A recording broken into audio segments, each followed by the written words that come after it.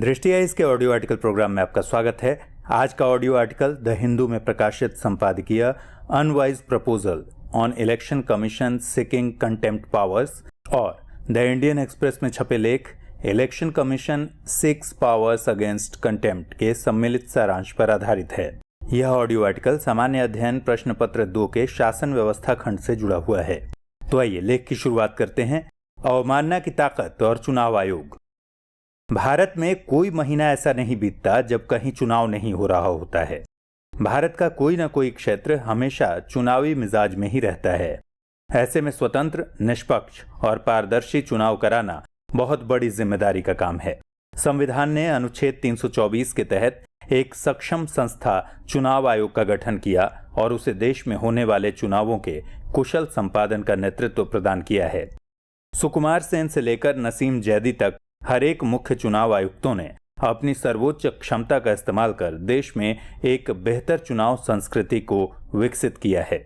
उसी स्वस्थ चुनावी संस्कृति का परिणाम है कि देश में इतने सारे चुनाव हुए, कितने राजनीतिक दल चुनाव हारे या जीते, सत्ताएं बनी या गिरी, लेकिन चुनाव आयोग के चरित्र पर कभी सवाल नहीं उठा। यह पहली बार है जब चुनाव आयोग जैसी ईमानदार कही जाने वाली संवैधानिक संस्था पर दल विशेष की पक्षधरता का आरोप लगा है। यह पहली बार है जब इतने व्यापक पैमाने पर ईवीएम मशीनों की वैधता को प्रश्नांकित किया गया है। यह पहली बार है जब पॉलिटिकल फंडिंग को लेकर नियम कानून बने, लेकिन उसमें भी राजनीतिक दलों को बचाया ही गया है।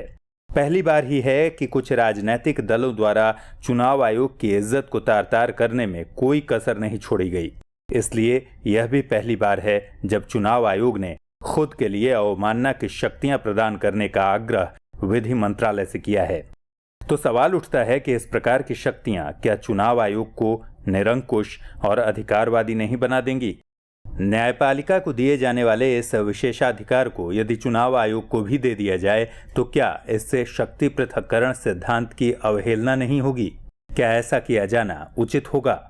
कुल मिलाकर मूल सवाल यही है कि चुनाव आयोग को कंटेम्प्ट ऑफ कोर्ट की शक्ति सौंपना कितना सही होगा।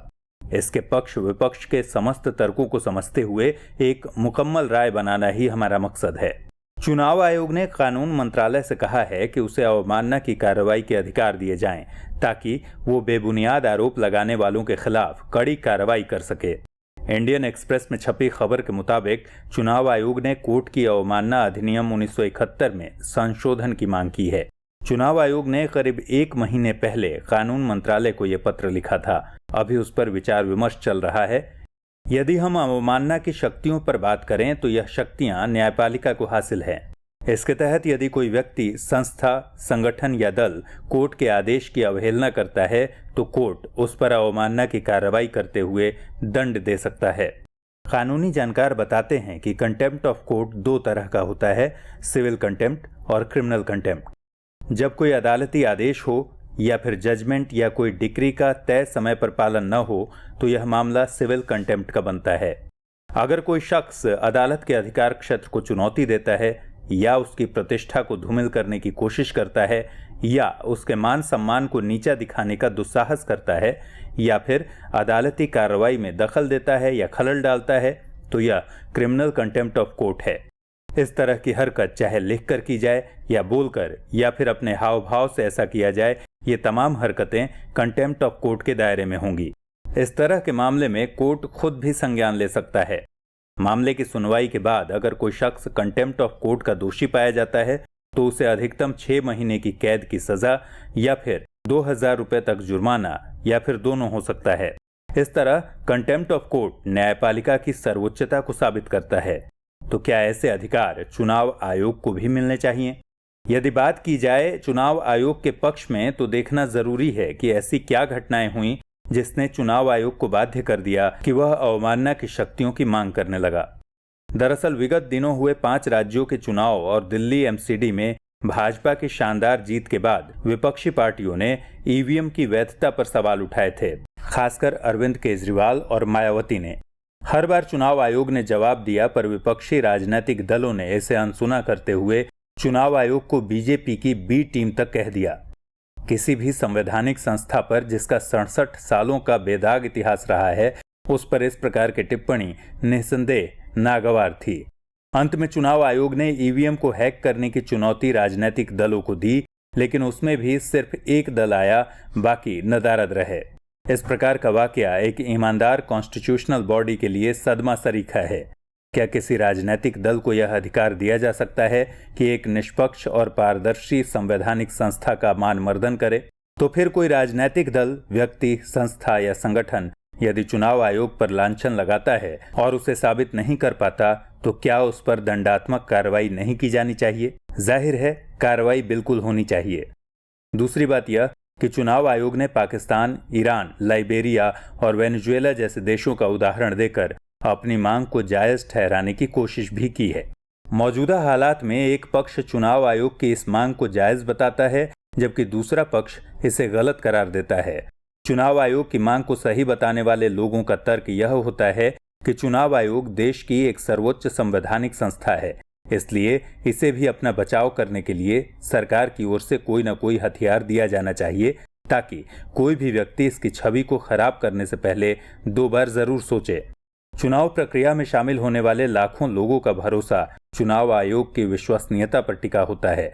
इन सभी वोटर्स को भरोसा है कि यह संस्था हमारे वोट को बिना किसी छेड़छाड़ के उसकी मंजिल तक पहुंचाएगी। ऐसे में विपक्षी दलों को चुनाव आयोग पर इस तरह के आरोप लगाने से पहले एक बार जरूर सोच लेना चाहिए, क्योंकि इससे एक आदमी के भरोसे को ही ठेस नहीं लगती, बल्कि देश को चलाने वाली समूची राजनीतिक व्यवस्था ही सवालों के घेरे में आ जाती है। यह देश के लिए घातक स्थिति हो सकती है। दूसरा पक्ष चुनाव आयोग की मांग को कई आधारों पर खारिज करता है। जैसे पहला, यह लोकतंत्र की अवधारणा पर ही कुठाराघात है। यह लोगों की वाक और अभिव्यक्ति की स्वतंत्रता पर हमला होगा। विधायिका और कार्यपालिका के अधीन कार्यरत संस्थाओं को हर हाल में प्रश्नांकित किया जाना चाहिए, वरना ये एकाधिकारवादी शासन को बढ़ाएंगे और अंततः डेमोक्रेसी कोलैप्स कर जाएगी। दूसरा तर्क यह है कि यदि हम चुनाव आयोग को यह अधिकार दे देंगे तो यह कार्यपालिका, न्यायपालिका और विधायिका के शक्ति पृथक्करण सिद्धांत का उल्लंघन होगा। कानून बनाने का अधिकार विधायिका का है, कानून को लागू करने का दायित्व कार्यपालिका का है और कानून के पुनरीक्षण और न्याय करने तथा दंड देने का अधिकार न्यायपालिका का है। इसमें स्पष्ट विभाजन किया हुआ है। सेपरेशन ऑफ पावर एक संवैधानिक व्यवस्था है। इसमें किसी भी प्रकार की छेड़छाड़ संवैधानिक भावना की हत्या होगी। इसलिए किसी भी संवैधानिक संस्था की सर्वोच्चता कायम करने के लिए संवैधानिक भावना का तिरस्कार जायज नहीं कहा जा सकता। चुनाव आयोग की अवहेलना को रोकने के लिए संविधान की अवहेलना कतई सही करार नहीं दी जा सकती। तीसरी बात यह कि इस तरह की मांग मानने का मतलब है कि सारे प्रशासनिक निकायों पर चेक एंड बैलेंस व्यवस्था को ध्वस्त करने की शुरुआत हो जाएगी। चूंकि देश में चुनाव आयोग ही एकमात्र महत्वपूर्ण संस्था नहीं है, बल्कि कई और संस्थाएं भी हैं, और यदि वे सभी विशिष्टता का लाभ लेने के चक्कर में खुद को इतना सर्वोच्च मान लें कि उन पे कोई उंगली ही न उठा सके, तो फिर यह अराजकता को उत्पन्न करने वाला साबित होगा। सोच कर देखिए, यदि राष्ट्रपति कार्यालय सरकार की बात नहीं माने, पुलिस यदि न्यायपालिका की बात नहीं माने, नियम बनाने वाली संसद यदि जन सरोकार की बात न माने, तो क्या यह व्यवस्था सही से चल पाएगी? किसी भी संस्था के लिए स्वायत्तता उचित है, लेकिन वह इतनी भी न हो कि संस्था निरंकुशता की ओर ही आगे बढ़ जाए। इसलिए व्यवस्था को सुचारू रूप से चलाने के लिए चेक एंड बैलेंस को अपनाना जरूरी है, और इसमें जन निगरानी भी प्रमुख हथियार है। चौथी बात यह कि चुनाव आयोग को यह नहीं भूलना चाहिए कि जिन सवालों को आज चुनाव आयोग इरिटेटिंग बता रहा है, ये वही सवाल हैं जिनकी वजह से आज चुनाव अधिकाधिक स्वच्छ और पारदर्शी हुए हैं। आज यदि वोटिंग के समय पर्ची निकालने की व्यवस्था को चुनाव आयोग ईवीएम के साथ अपनाने को बाध्य हुई है, तो यह वही सवाल है जिन्हें चुनाव आयोग पहले बेबुनियाद बता रही थी। इसलिए चुनाव आयोग को यह नहीं भूलना चाहिए कि जब हम कुछ आरोपों के डर से सवालों पर ही प्रतिबंध लगा देंगे, तो बहुत हद तक अच्छे विचारों को भी आने से हम रोक देंगे। यह बेहतरी के पक्ष में नहीं, बल्कि विपरीत आचरण होगा। जब सारी दुनिया नवाचार के लिए पागल हो रही है, तो हम सवालों के रूप में आने वाले नवीन विचारों को रोकने की मांग कर रहे हैं। इसलिए यह कदापि सही नहीं कहा जा सकता। पक्ष विपक्ष में संपूर्ण तर्कों को देखने के बाद यही कहा जा सकता है कि इस संदर्भ में चुनाव आयोग की मांग लोकतांत्रिक और संवैधानिक मान्यताओं के खिलाफ है। खुद को प्रश्नों से परे बना लेना किसी भी सूरत में विशिष्टता नहीं कही जा सकती। न्यायपालिका के पास कंटेम्प्ट ऑफ कोर्ट के अधिकार के बावजूद न्यायिक सक्रियता के मामले में अक्सर उसकी आलोचना जरूर होती है। इसलिए आलोचना से परे मान लेना किसी भी सरकारी संगठन के संस्थानिक महत्व को बढ़ाने वाला नहीं बल्कि घटाने वाला ही साबित होगा। इसलिए चुनाव आयोग को इस तरह की मांगों से बचने की जरूरत है। दूसरी बात यह कि यदि चुनाव आयोग पर बेबुनियाद आरोपों की झड़ी लगती है तो यह भी न्यायालय का दरवाजा खटखटा सकती है। जब न्याय और दंड का दायित्व न्यायपालिका को पहले से ही मिला हुआ हो तो फिर चुनाव आयोग को यह अधिकार देना उचित नहीं होगा। फिर भी चुनाव सुधार, चुनाव आयुक्त के चयन में कॉलेजियम की व्यवस्था आदि के बारे में सरकार को जरूर सोचना चाहिए ताकि चुनाव आयोग को और ज्यादा स्वायत्तता मिल सके। हालांकि यह सच है कि चुनाव आयोग को अवमानना की शक्तियां प्रदान करना, democratic norms, freedom of expression, separation of power आदि को ताक पर रखना होगा। लेकिन यह भी सच है कि राजनीतिक दलों के आपसी खुन्नस में ही किसी ईमानदार संवैधानिक संस्था का चीरहरण भी लोकतांत्रिक मर्यादा को तार तार करने जैसा होगा। इसलिए इस संदर्भ में सरकार, बुद्धिजीवियों, नागरिक समाज और राजनीतिक दलों के बीच आम चर्चा की दरकार है। अब जल्दी से नोट कीजिए आज का सवाल। सवाल है, चुनाव आयोग को अवमानना की शक्ति प्रदान करना क्या शक्ति विभाजन की संवैधानिक मान्यता के विपरीत होगा? टिप्पणी कीजिए। प्रिय विद्यार्थियों, बहुत सारे परीक्षार्थियों के अनुरोध पर गौर करते हुए दृष्टि आईएएस के यूट्यूब चैनल पर रोज अपलोड किए जा रहे प्रोग्राम्स, प्रीलिम्स क्विज और ऑडियो आर्टिकल अगले 2 दिनों यानी 16 एवं 17 जून को जारी नहीं किए जाएंगे। ऐसा करना इसलिए जरूरी है ताकि आप अपनी तैयारी के अंतिम चरण में खुद पर पूरी तरह भरोसा रखते हुए फोकस्ड रहें और किसी भी नए सवाल या टॉपिक को अब न पढ़ें, क्योंकि इससे आपको नर्वसनेस हो सकती है। आप भरपूर आत्मविश्वास के साथ 18 जून की प्रीलिम्स परीक्षा दीजिए। दृष्टि आईएएस की तरफ से आप सभी को बेस्ट ऑफ लक। हम 19 जून से प्रीलिम्स क्विज और ऑडियो आर्टिकल को अपलोड करेंगे। साथ ही आपके लिए उपयोगी अन्य वीडियोस भी जारी किए जाएंगे।